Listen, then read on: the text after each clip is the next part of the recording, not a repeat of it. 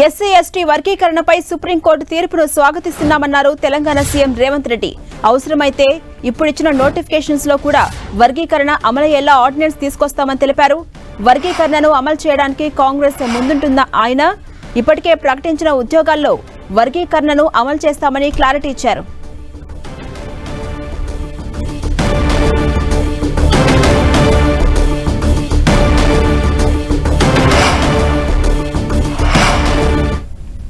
తెలంగాణ రాష్ట్ర ప్రభుత్వం తరఫున నేను స్పష్టమైన ప్రకటన చేస్తున్నా. దేశంలోనే అందరికంటే ముందు బాగానే నిలబడి తెలంగాణ రాష్ట్ర ప్రభుత్వం ఏబిసిడి వర్గీకరణ అమలు చేసే బాధ్యత మా మిత్రులు, మా మంత్రివర్గ సహచరులు మేమందరం తీసుకుంటాం.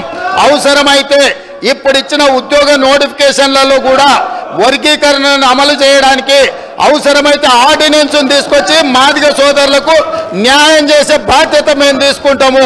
కాబట్టి ఈరోజు ఈ సభ అందరూ కూడా ఈ అంశం మీద ఏకాభిప్రాయానికి వచ్చి మాదిగ ఉపకులాల వర్గీకరణకు సంపూర్ణంగా సహకరించాల్సిందిగా రాష్ట్ర ప్రభుత్వం తరఫున నేను విజ్ఞప్తి చేస్తున్నా అధ్యక్ష.